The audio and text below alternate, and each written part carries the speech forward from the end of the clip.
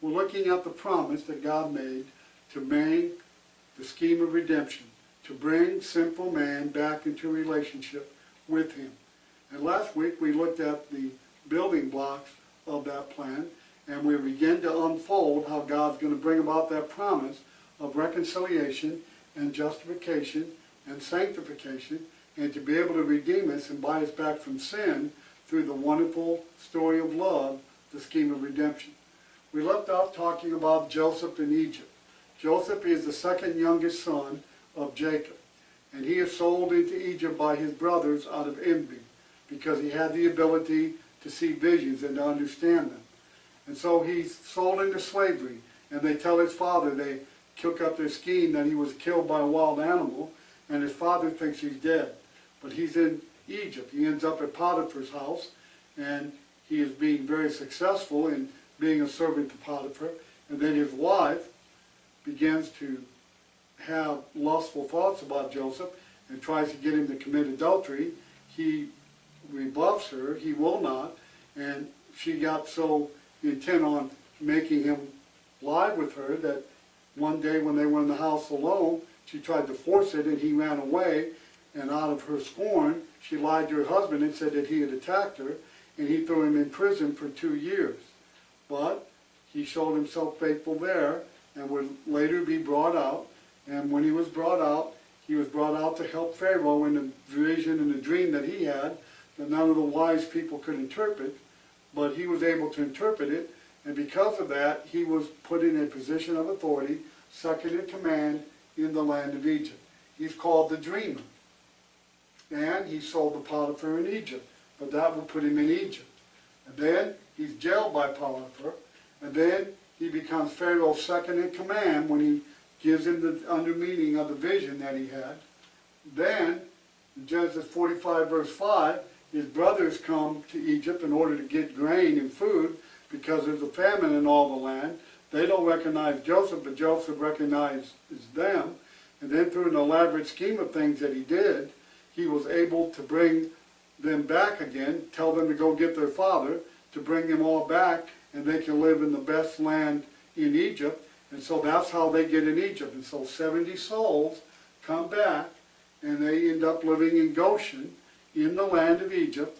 And Joseph is providing that by his being there and being in that position of authority. In Genesis chapter 50, there's an important statement made here that we want to read. Jacob dies, and now the brothers think, now their father is dead, that he will act in vengeance for all the evil that they had done to him by keeping him away from his family for all those years and lying to their father that he had been dead. But notice the attitude of Joseph in Genesis 19. Joseph said to them, "Do not be afraid, for am I in the place of God? But for you, you meant evil against me, but God meant it for good, in order to bring about this day to save many people alive." You see, Joseph understood that the things that had happened had been for the benefit of God's people. It brought them into Egypt, therefore they could be taken care of, and this is a way of God unfolding his plan. They meant to do evil, but God meant it for good, and he worked it to their good. Joseph has so much faith that they're not going to remain in Egypt, that he makes them swear that when they come out of Egypt, to bring his bones on and not to leave them in Egypt, but to bury them into the land that they were going to. So again, this shows the great faith of Joseph and the part that he had in God's purpose. He understood God's purpose. He understood it was not God's purpose that they remain in Egypt, before they were going to be a nation of their own, a free nation, a nation that God would allow to grow. And then the nation promise. The nation promise passed to Isaac in Genesis 17, Genesis 18, 21, and 22. The nation promise was passed on to Isaac, that through his seed, his descendants would be as the sand of the sea, and as the stars in the air. That promise passed on to him. And then it was given to Jacob, and it was passed on through his 12 sons in Genesis chapter 35, who will become the 12 tribes of Israel. And Jacob's son Judah, according to Jacob's last blessing, is going to be where the scepter comes from, where the authority is going to come from, is going to come from Judah. Remember that. That's a prophecy that concerns Jesus Christ. And so the nation promise began with Abraham, was passed to Isaac, was passed to Jacob, and then it will be realized in the 12 sons of Israel who become the nation of Israel. And Joseph is the means of this coming about by placing them in Egypt at the time that they needed to be. Again, remember, we're working at God's timetable and not man's. I am dying, but God will surely visit you and bring you out of this land to a land which he swore to Abraham, Isaac, and to Jacob. Then Joseph took an oath from the children of Israel, saying, God will surely visit you, and you shall carry up my bones from here. You see, he knew and he believed that God was going to fulfill his promise. No, he wouldn't see it, but he knew his descendants would see it.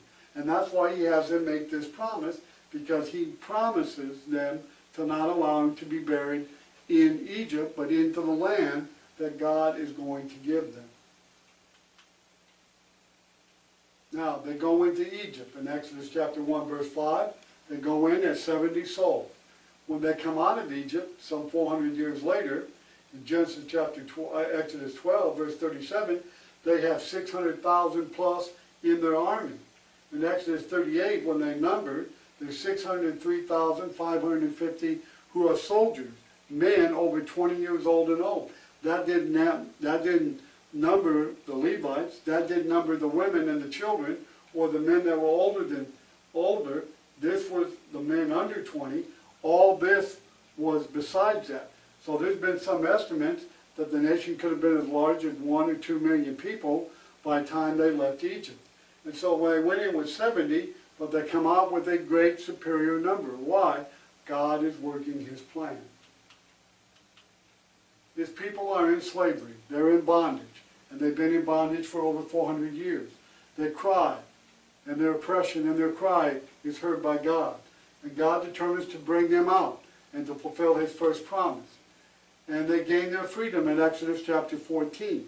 You remember in the book of Exodus that God brought 10 plagues upon the nation of Egypt for Pharaoh's refusal to let the people go. And each plague was worse than the one before it, until the 10th and final plague, the death of the firstborn. At the time of the death of the firstborn, God also instituted something very important, and that is the Passover. The Passover was instituted in Exodus chapter 10 through 12, and it would be the means of saving the children of Israel's children when the angel of death came into the land of Egypt at midnight, when that final plague would be carried out, and the death of every living firstborn thing in Egypt, they would die, whether it was cattle, sheep, or man, or woman, they were going to die in the final plague. And after the final plague, Pharaoh relents and lets them go. But he changes his mind. And then he again pursues them after they have gone a few months' journey into the wilderness, and they are by the Red Sea. And by the Red Sea, God miraculously, through his servant Moses, causes an east wind to blow all night upon the Red Sea, and then he parts the water on the right and on the left, and in the middle there is dry ground, and the whole nation of Israel goes across on that dry ground to the other side. Once they get on the other side, the Egyptians are pursuing them now. They're out in the Red Sea on that dry ground, and their wheels begin to get stuck in the mud, and they realize that God is fighting for them, and they begin to try to turn around and go back to shore, but God causes the waters to be brought together again, and those enemies of God, the Egyptians, are destroyed and killed.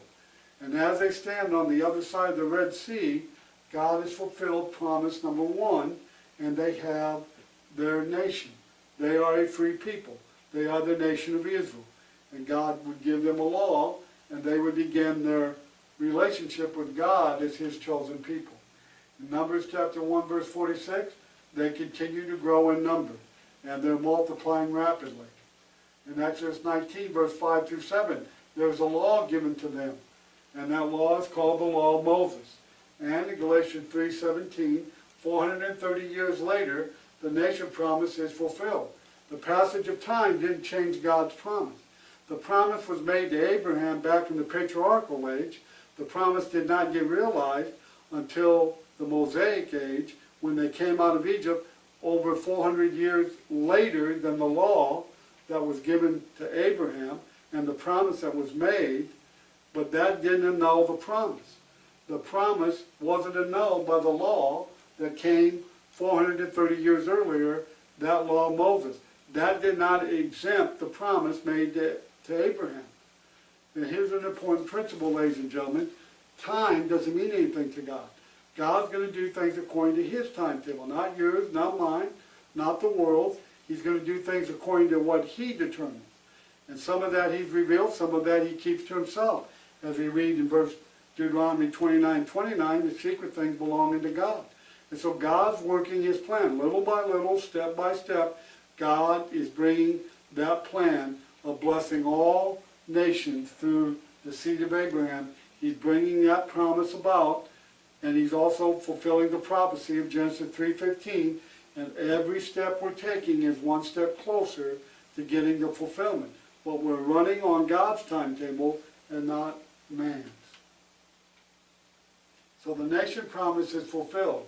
At Sinai, they are given a law, a covenant, in Exodus 19:5 and 6. Now therefore, if you will obey my voice, indeed, and keep my covenant, then you will be my own possession from among all the peoples. For all the earth is mine, and ye shall be unto me a kingdom of priests, a holy nation. The law was given to these people. We commonly see the beginning of the law in Exodus 20, verse 1 through 7, commonly referred to as the Ten Commandments. The Ten Commandments were the preamble of the law. It gave the general contours of the law, and then the rest of the law was written down on those 40 days that Moses was up on Mount Sinai with the Lord, and he was receiving the law and also the pattern of the tabernacle, and then he gave that law to the nation of Israel, and that would be their guideline, that would be their instruction that these people would follow for the next 1,500 years of their existence. And so now God has fulfilled the nation promise. They are a free people. They are a nation. They are a nation of God's people. They have structure, they have a law, and they have duty, and they have responsibility. Now the question is, are they going to fulfill the requirements that was given by God in that law to be faithful to His ordinances, to His precepts, to His commands, and that they would worship Him only and no other gods? Would they be faithful? That is the next thing that we want to examine. Holy nation. What that means is separate. They have been separated from all other nations. They have a God who is unlike any god of the false gods that men worship. And this God has chosen this nation above every other nation. Not because they were more righteous, not because they were more numerous. He chose them simply because He loved them. And He loved them because He was going to bring about the promise that we read about in Genesis 12 and the prophecy of Genesis 3:15. He was going to bring that about through the nation of Israel. And so God is working His promise. He's working that plan that He made before the world began. That leads us to Joshua. Joshua is the man that's chosen to take the place after the death of Moses in Deuteronomy chapter 34. Joshua is a man of valor. And he's going to have the responsibility of leading God's people into the promised land, the land of Canaan. The book of Joshua is called the land of conquest. It is the time that God's going to fulfill promise number 2. He's going to give this new nation a home that is theirs, a home by inheritance. And He's going to give it to them by the tribes. So in Numbers chapter 14, we read that Moses, while he was still alive, sent spies out to survey the land before they were going to go in and take it. This is just a few months after they come on Mount Sinai, and they could have went in and took the land. And so these 12 spies go in for 40 days and nights, and they survey the land. Joshua and Caleb remained faithful. They said, these people are afraid of us. God has caused them the fear of their heart to melt, and that there is meat for us. If we don't rebel against God, God will give us this land. But the other 10 spies, they brought back an evil report. Now, in Numbers chapter 20, we're told why Moses and Aaron did not get in is because they sinned at the waters of Meribah. They sinned when God told them to get water from the rock, by speaking to the rock. He smote the rock. He took away the glory that belonged to God and gave it to him and Aaron. And because of unbelief, that's what he's charged with by God, he is told that him and Aaron will not be allowed to enter the promised land. And they die before they get there. Aaron dies on Mount Hor, and then Deuteronomy chapter 34, Moses dies on Mount Nebo, and God buries him. Nobody knows where Moses is buried. God is the one that has the distinction of burying Moses. And we see that they're not going to be able to enter in. But the two that are going to enter in are Joshua and Caleb, because they remained faithful when they brought back the survey of the land. And the other 10 spies said that, oh, they've got great cities, they've got great armies, there's giants in the land. They're too big, they're too numerous, they're too mighty, we can't defeat them. And they began to murmur and complain and cry, and they weep all night, and they're thinking about going back to Egypt. God's heard enough. And so God made a punishment. And what he told them, for the next 40 years, they would wander in the wilderness. And every person that came out of Egypt, that's 603,550 that were numbered, every one of them would die in the wilderness and would never be able to step foot in the promised land because of their unbelief and because of their disobedience to God. The only two that came out of Egypt that would go into the promised land are Joshua and Caleb, because they remained faithful. When they surveyed the land, they brought back a favorable report. And so God blesses them by telling them that they will go into the promised land. In Joshua chapter 1, Joshua is given the assurance by God that as he was with Moses, so he will be with Joshua. To be courageous, to be of courage. Don't be afraid. Even though they're greater than you, even though their number is greater than you, even though their armies are great and their walled cities are great. Trust me, believe in me, and obey me, and I will deliver this land into your hand. And so now Joshua is the leader. Canaan, the land of Abraham, Isaac, and Jacob. Remember, he made the promise first to Abraham, then it passed down to Isaac, and then it went to Jacob. And now these are the descendants of Abraham, Isaac, and Jacob. And now they're going to receive the law and the promise that God made to give this nation, who now is a nation of his own people, a nation of priests, and a nation for his special possession. He's going to give them a land that will be their own, and he's going to divide it up and give them their inheritance by tribe. The larger tribe is going to get larger land, the smaller one will get smaller. But everyone will get an inheritance. That's the promise fulfilled that God made to Abraham. Listen to this, as a very important passage. Joshua chapter 21. So the Lord gave to Israel all the land which he had sworn to give their fathers, and they took possession of it and dwelt in it. The Lord gave them rest all around, according to all that he had sworn to their fathers, and not a man of their enemies stood against them. The Lord delivered all their enemies into their hand. Notice, all the land which he had sworn to give to their fathers, they took possession of it. God fulfilled the land promise. There are many today that teach that this promise is yet fulfilled, but that's a lie. God fulfilled that promise of giving them the land. It was fulfilled in the days of Joshua, but also in the book of Deuteronomy and in the book of Joshua. God warns them, if they become disobedient and they forsake him and they forsake his law, that he will take the land away from them and give it back to their enemies and destroy them from the land that he had given them.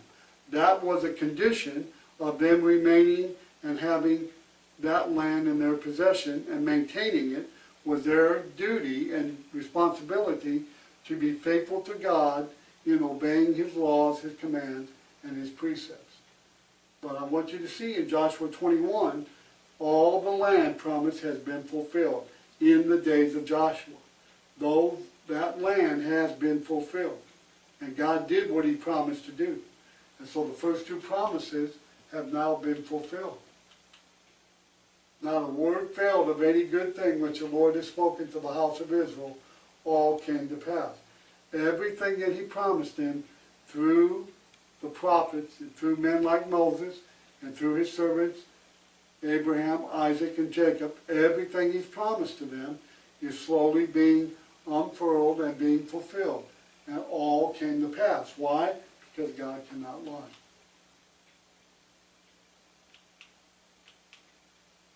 Behold, this day I'm going the way of all the earth. Joshua's dying. And you know in all your hearts and in all your soul that not one thing has failed of all the good things that the Lord your God spoke concerning you. All have come to pass. For you, not one word of them has failed. The Euphrates River would be the boundary line on the north. The land of the Philistines would be on the west. Egypt on the south.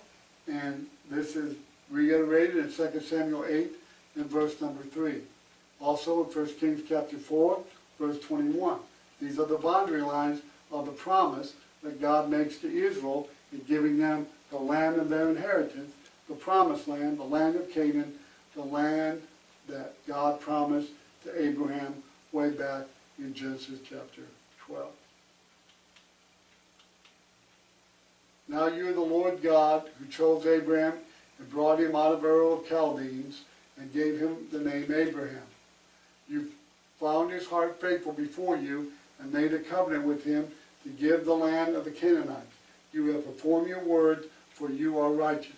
You see, even in the days of Nehemiah, after the captivity and rebuilding the city after Israel and Judah have fallen into captivity because of their disobedience, and they're rebuilding the remnant that is left, God has performed his promises. And he's done exactly what he promised to do. He promised to make them a nation. He did. The nation's Israel. He promised to give them a land that would be their own. He did. Canaan, the land of promise. He also promised that if they became disobedient, he would remove them from the land and take it away from them and would destroy them if they became disenchanted, became disobedient, practiced spiritual adultery, went after idols, in which they did all of those, and then God kept that promise too and took the land away from them. Now, the land of Canaan is divided up in Joshua 13 and 20 by tribe. The tribes that were larger, they got a bigger section. Tribes that were smaller had a smaller section. So all of that was divided up evenly. These are the 12 tribes, and this is the way that the land was divided up among those 12 tribes. And that was their inheritance. That was the promise that God made to that nation, that he would give them a land. This is the fulfillment of that promise, and all of those tribes received their inheritance, and now God has fulfilled promise 1 and promise 2 of the 3 made to Abraham. But remember this warning. God gave a warning with this promise too. Therefore it shall come to pass, as all the good things have come upon you which the Lord your God promised you, so the Lord will bring upon you all the harmful things, until he hath destroyed you from this good land which the Lord your God has given you. When you have transgressed the covenant of the Lord your God, which he commanded you, and have gone and served other gods, bowed down to them, then the anger of the Lord will burn against you. You shall perish quickly from the good land which I am giving you. And listen to what he says. He says, I've given you this land, it's your home, it's your possession, but if you just transgress my covenant, if you go after other gods, if you disobey me, if you reject my precepts, if you reject my command, then I will take you away from this land, and I will remove you and destroy you. This is just as sure as the promise that they got the land. God made them a nation. God made them a land, gave them a homeland, gave them an inheritance. He kept that promise. Ladies and gentlemen, he'll keep this promise too. If they fail in their duty and responsibility and terms that God gave them in order to retain the land that he's giving them, then God will do that too. You know why? Because God doesn't lie. What God says, God means. And what he says he'll do, that's what he'll do. Why? Because he's God. The promise, the extent, and the fulfillment. Now you have 2 of the 3 promises fulfilled. You have the nation of Israel, who are God's people. You have the land promise after the 40 years of wandering, after the first generation became disobedient. Now you have that promise fulfilled. And so now, as we end the book of Joshua, the first two promises have been fulfilled. God has gave them their land. God has made them a mighty nation. He is their God. They are His people. And they can have this relationship, and it can last for as long as they will allow it to, by them doing the duty of their terms of their responsibility. And that is to be faithful, to be obedient, to worship only Him, and not to go in to spiritual adultery or to worship foreign God. Now it's up to them. If they will keep their part of the bargain, they know that God will keep His. There is no promise yet to be fulfilled concerning the land. There are many today that will argue that the land promise has not yet been fulfilled. Israel today still believes that land belongs to them by sovereign right because it was given to them by God. The problem with that is they lost that land later because of their disobedience. And there's not a promise in the Word of God that He will ever give that land back to them. That was a one-time deal. He gave it to them one time, and He said He would take it away from them if they became unfaithful. If they became unfaithful, God would take the land away from them. Unfortunately and sadly, they would become unfaithful, and God would destroy them off that land and take it away from them. And there's not a passage in the Bible that promises to give it back to them. So as we end this lesson today, and we will continue this next Lord's Day, we see that promise number 1 and promise number 2 has been fulfilled. They became the nation of Israel. They received the land of promise, the land of Canaan. Now there's only one that remains, the seed promise. And it is the key in order to get to the promise of redemption, of salvation for sinful man, and reconciliation. It's going to see its fulfillment in the seed promise.